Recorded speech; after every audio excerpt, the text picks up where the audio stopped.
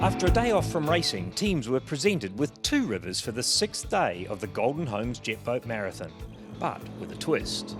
First, up the Rakaia River to the Gorge Bridge, then across to Springfield and down the Waimakariri to the Main Road Bridge in Christchurch. In all, 170 kilometres of competition. High winds greeted teams at Rakaia Lagoon for the opening leg. The fastest boats would be taking special care. Yeah, it's going to be a bit of a challenge getting the first 4 or 5k probably. I think, talking to Grant Perry, he said it's nothing at his place and nothing at the bridge, so no, that's going to be a bit of a challenge today, like it always is. Mike Pooley's enthusiasm to get going cost him valuable seconds after overspinning the jet pump getting on the plane.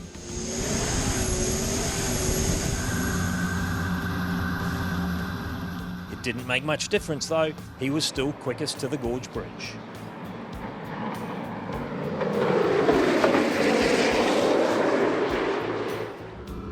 Roger Preston started with an 18-second deficit outright, but that got widened when he took the scenic route to the top.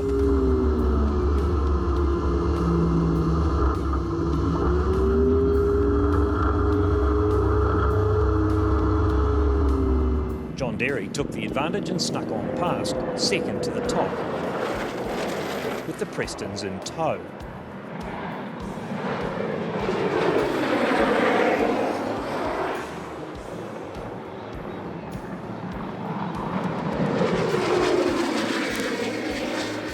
We missed a turn we went too far to the right coming up, and it just took us right over to almost the little Rakaia, and we were there for just 15 k's.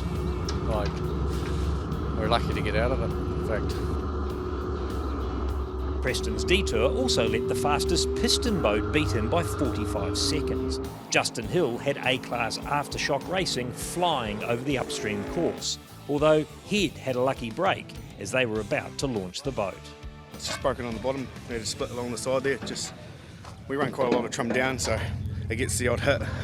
Unfortunately, we didn't find it yesterday, and 20 minutes before start time we noticed that there was a good crack in it. So it's not something you want to risk. No.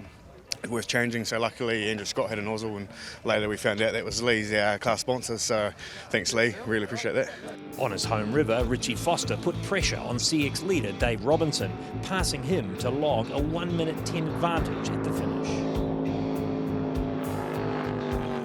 He was in front of us there for a bit, so we managed to pull him in, and yeah, we just stuck to what we were doing, and things have gone to plan today, so we'll see what happens this afternoon. Robinson had been prepared to give time on this river and was happy to be safely at the top. No, Richie had a good run. That's his home river, so yeah, he's fine. And we just stuck them behind him afterwards. So. Right. So was there any issue for you, or were you just being cautious?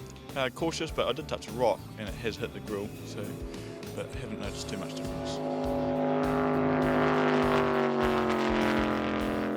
Craig Robinson also knew the other local, Grant Perry, would be quick on the Rakaia, so when the time came, he found room to let the faster boat through.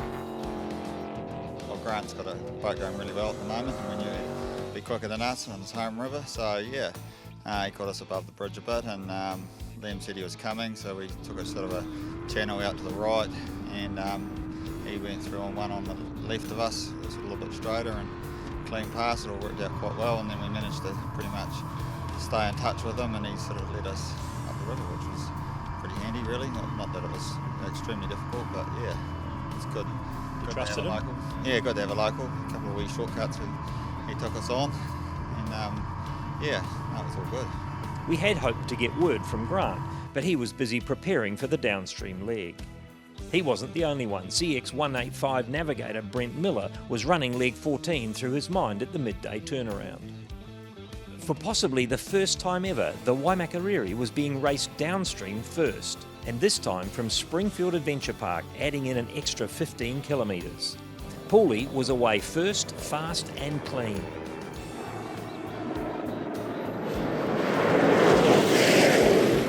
The Prestons were fast too, but not so clean.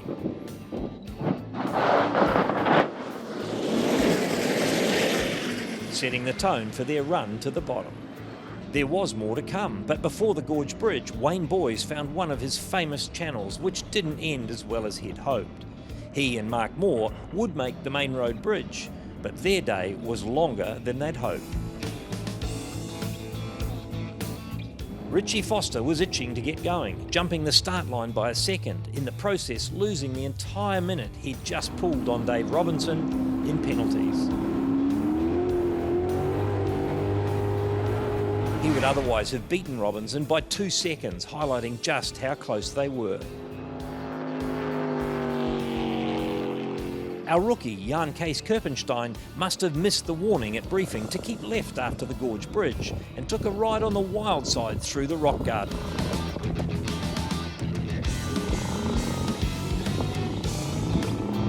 But he made it to the bottom and extended his river racing learning curve even more.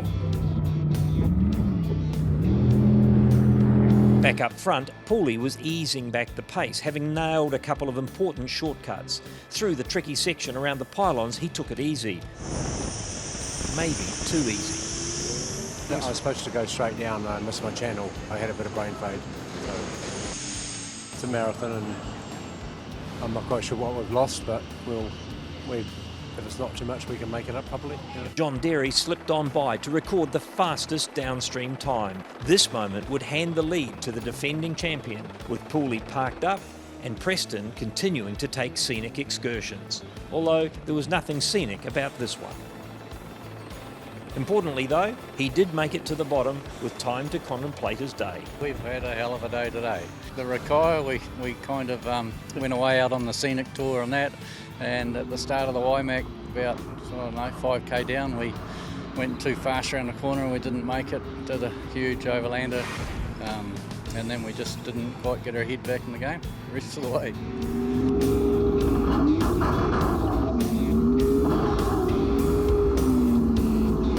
Once again, Justin Hill's time was quicker than Preston's. The A-class pilot has a way with this river, and today he showed that for sure.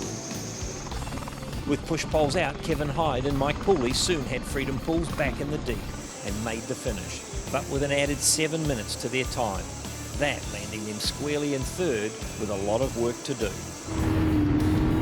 The antics weren't over. Riley Smith was on a blinder. The rooster tail of Andrew Scott was firmly in his sights and he had the bit between his teeth, straight lining the mighty Waimak and taking no heed of the gravel. It eventually paid off and a surprised Andrew Scott was moved sideways to let the Deals Racing steam train roll on through.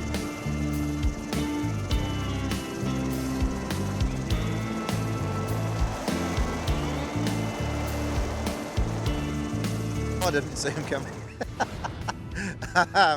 But yeah, obviously, yep, made it past, no drama, and yeah, there wasn't much room over that bar where we both went through, so I'd say our wings might have a scrape mark on them, but that's cool. Very much the untidiest run I've ever done that there. Understandably, Riley Smith was pretty stoked with his day. Good run. We took it easy up the top, got around the top corner, and then we caught Andrew, and he must have had an issue, so we took an inside shoot and got right in behind him, and from there on we just couldn't get past him, and every shit channel he took, we took. And there were channels with no water coming out the back of his unit, and we were just hopping over rocks. It was great fun. Got him just above where the circuit race was. Racing continues for day 7 on the Rakaia River, this time upstream and down.